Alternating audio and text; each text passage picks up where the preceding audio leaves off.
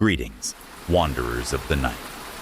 I'm the Keeper of Tales, here to guide you into a world of dreams. I know you've come to this video to drift off into sleep, so before we begin, give it a gentle like and join the circle by subscribing.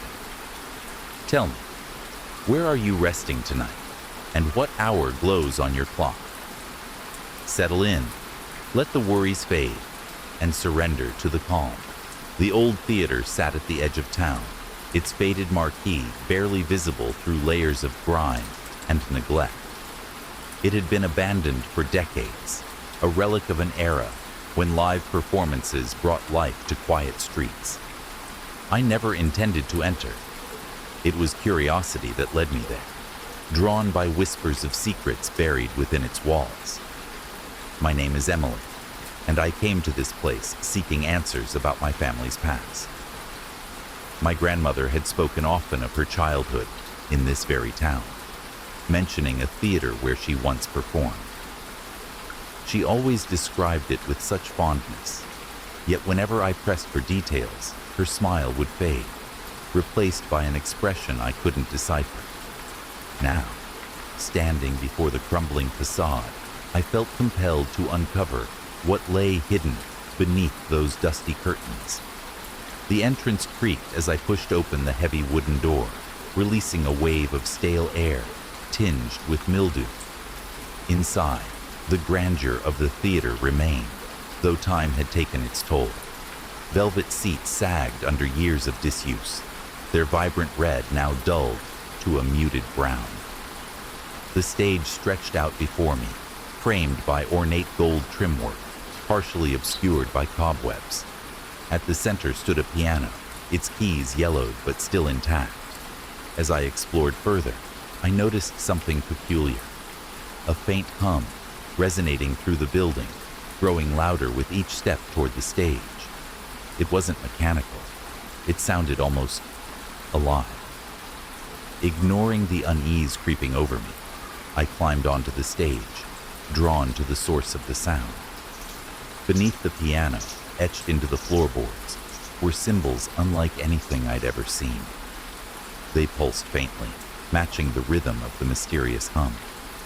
Before I could examine them closely, the lights flickered, plunging the room into darkness. Panic surged through me, but then a voice echoed from somewhere unseen. "You've awakened the performance," it said, neither male nor female, carrying an otherworldly quality.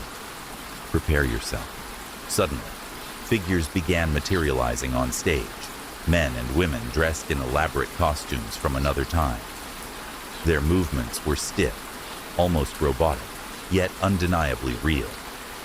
They performed scenes from plays long forgotten, their voices overlapping in a cacophony of dialogue that told stories both beautiful and tragic.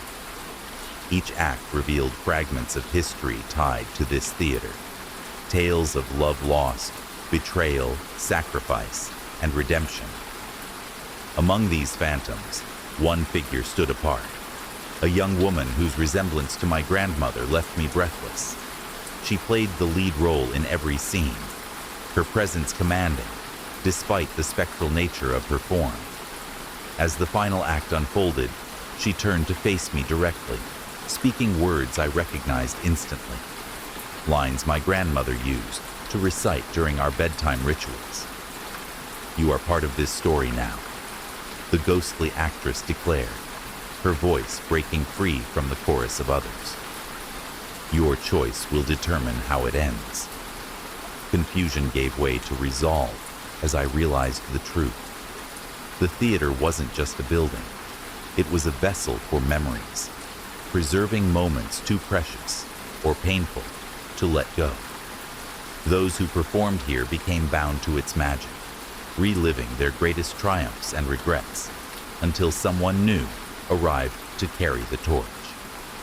I stepped forward, placing my hand over the glowing symbols on the floor. A surge of energy coursed through me, filling my mind with visions of lives intertwined across generations. Among them was my grandmother, smiling warmly as she handed me her legacy. the responsibility to ensure these stories endured. When the vision faded, the theater returned to silence, its ghosts gone, but not forgotten.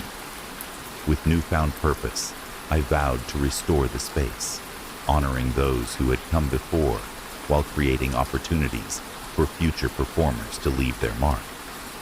Though challenges awaited, I faced them without fear, knowing I carried the strength of countless voices within me.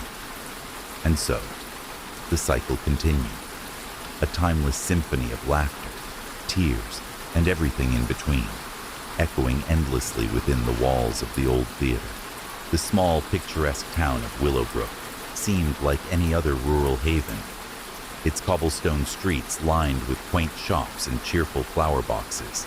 Nestled between rolling hills and dense forests, it was the perfect escape for someone seeking solitude. That's why I chose it as my new beginning after a life-altering breakup. My name is Alex, and little did I know that this idyllic town held secrets far darker than anything I could have imagined. Upon moving into my modest cottage at the edge of town, I immediately felt an odd sense of familiarity, as though the place itself whispered stories only it understood. The locals were friendly enough, offering warm smiles and polite greetings, but there was always something just beneath the surface, a guardedness in their eyes, a hesitation before answering questions about the town's history. Still, I dismissed these feelings as paranoia born from too much time spent alone. One evening, while exploring the attic during a thunderstorm, I stumbled upon an old trunk hidden beneath layers of dust and forgotten memories. Inside, I found journals belonging to previous owners, each entry growing increasingly cryptic over time. One passage stood out. The forest calls to those who belong. To resist is to invite ruin. Below it was a map marked with symbols I didn't recognize, leading deep into the woods behind my property. Curiosity got the better of me, and one crisp autumn morning, armed with nothing but a flashlight and determination, I ventured into the forest. The deeper I went, the stranger things became. Trees twisted unnaturally, their branches forming archways that seemed to guide me forward. Whispers carried by the wind grew louder, weaving together fragments of sentences that sounded eerily personal. You've returned. We've waited so long. Eventually, I reached a clearing where an ancient stone circle lay bathed in golden sunlight, filtering through the canopy above. At its center stood a pedestal, adorned with carvings, identical to those on the map. As I approached, the air thickened, pressing against my chest like an invisible weight. A voice resonated around me, not spoken aloud, but directly inside my mind. Welcome home, Keeper. Confusion turned to panic as the ground trembled beneath my feet and shadows began to coalesce into humanoid forms. They weren't human, though. Their features shifted constantly, blending animalistic traits with something entirely alien. Their leader stepped forward, its presence commanding yet strangely comforting. It introduced itself simply as the Guardian, and explained that Willowbrook had been chosen centuries ago as a sanctuary for beings existing between worlds. Over time, humans settled here unknowingly, disrupting the balance. Now, they needed a mediator, a bridge, to maintain harmony. Reluctantly, I accepted the role thrust upon me, learning rituals and ancient knowledge passed down through generations.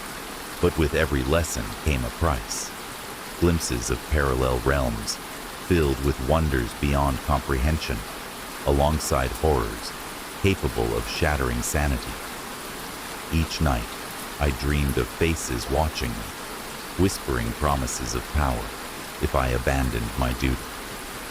Doubt crept in, testing my resolve until one fateful day when refusing would mean catastrophe. A group of townsfolk led by a man named Victor demanded answers about recent disappearances in the forest. Fueled by fear and suspicion, they accused me of involvement, unaware of the truth. Cornered, I revealed everything: the existence of the Guardians, the purpose of Willowbrook, and my own entanglement in their affairs. Some listened with awe, others with disdain, but all agreed the burden couldn't fall solely on me anymore. Together, we formed a council, tasked with preserving the delicate equilibrium between worlds.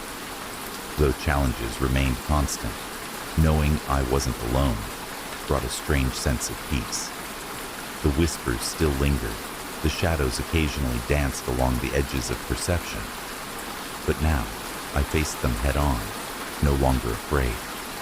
And so, life in Willowbrook continued, a delicate dance between light and darkness, humanity and mystery. For some it might seem unbearable, but for me, it was proof that even in the quietest corners of the world, extraordinary truths await those brave enough to seek them. The small coastal village of Seabrook seemed like a postcard come to life, with its quaint cottages painted in pastel hues and fishing boats bobbing gently in the harbor.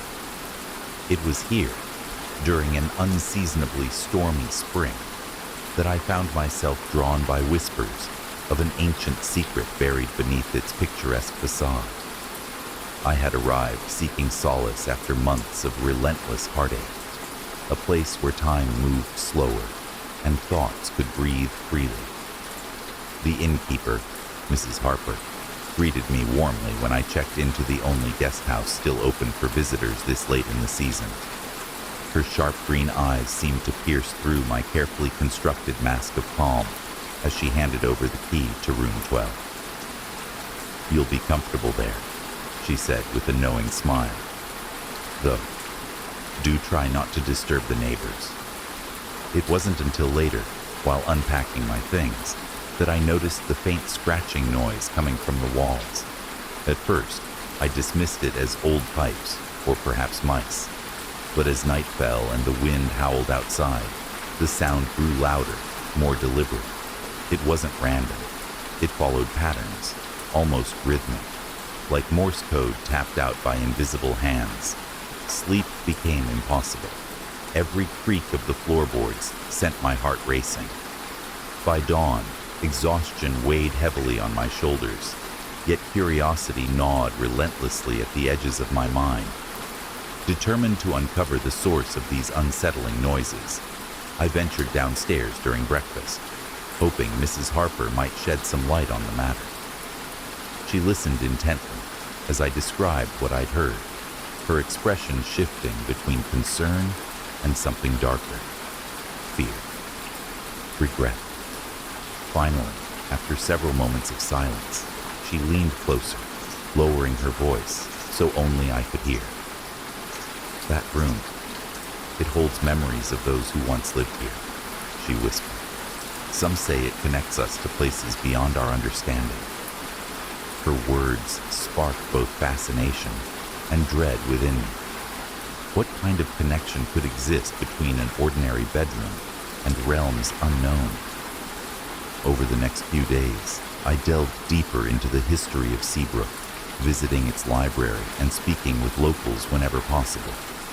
Each conversation revealed fragments of a larger puzzle: tales of fishermen disappearing without trace, strange lights appearing offshore during storms, and most intriguingly, legends about an underwater kingdom ruled by beings known only as the Deep Ones.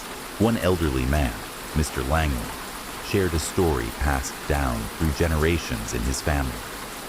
Centuries ago, according to him, humans and the Deep Ones coexisted peacefully, exchanging knowledge and resources under strict agreements. However, greed eventually led to betrayal, forcing the aquatic race to retreat beneath the waves forever, or so they thought. Since then, certain individuals born with ties to both worlds occasionally emerged, acting as intermediaries between land and sea. These bridge souls, as they were called, possessed unique abilities, but carried heavy burdens alongside them.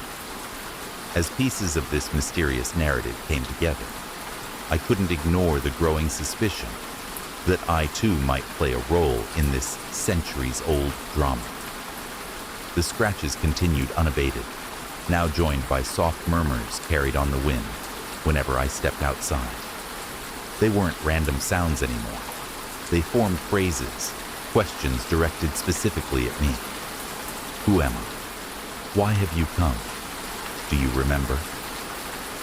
Desperate for answers, I returned to room 12 one evening, armed with flashlights, recording equipment, and unwavering determination. As darkness enveloped the room, the activity intensified exponentially. Shadows danced across the walls, taking shapes reminiscent of fish-like creatures with glowing eyes. A cold breeze swept through despite all windows being firmly shut, carrying with it scents of saltwater and seaweed. Then came the voice, not spoken aloud, but resonating directly inside my head. Welcome home, Bridge Soul. Panic surged through me initially, threatening to overwhelm rational thought. But slowly, amidst fear and uncertainty, clarity began to emerge. Memories long suppressed surfaced unbidden. Images of shimmering underwater cities, towering spires made of coral and pearl, and faces familiar yet alien staring back at me. I realized then that my presence here wasn't coincidental. I had been called back to fulfill a destiny intertwined with Seabrook's hidden past. Over subsequent nights, communication deepened between us, the entity residing within the walls and myself. Through visions and telepathic exchanges, I learned about responsibilities expected of me if I chose to embrace this heritage. Protecting fragile balance maintained between surface dwellers and deep ones meant safeguarding sacred sites scattered along the coastline, ensuring neither side encroached upon territories reserved exclusively for others. Failure would result catastrophic consequences affecting entire ecosystems surrounding area, yet acceptance carried personal sacrifices equally daunting. Once acknowledged publicly as Bridge Soul, normalcy vanished, permanently replaced purposeful existence, dictated needs greater whole, rather individual desires. Relationships severed, easily repaired. Trust earned, difficult maintained. Given nature duties required secrecy, discretion utmost importance. Despite mounting pressure weighing heavily upon shoulders, decision ultimately mine alone make. Could commit lifetime service protecting realm barely understood, or turn away opportunity gain wisdom power unimaginable scale. Final revelation awaited final descent cavern system located base nearby cliffside. Accessible tide pool revealing concealed entrance low tide. There awaited throne room sorts carved directly living rock, adorned intricate carvings, depicting scenes, harmonious coexistence humanity, deep ones throughout history. Seated central pedestal figure cloaked flowing green robes extending far below sight, waited patiently arrival. Child, spoke figure voice echoing chamber walls. You stand threshold becoming legend fulfilling prophecy foretold ages past. Choose wisely, path ahead, carries weight, countless lives, rests, balance achieved, maintaining peace. Two great civilizations.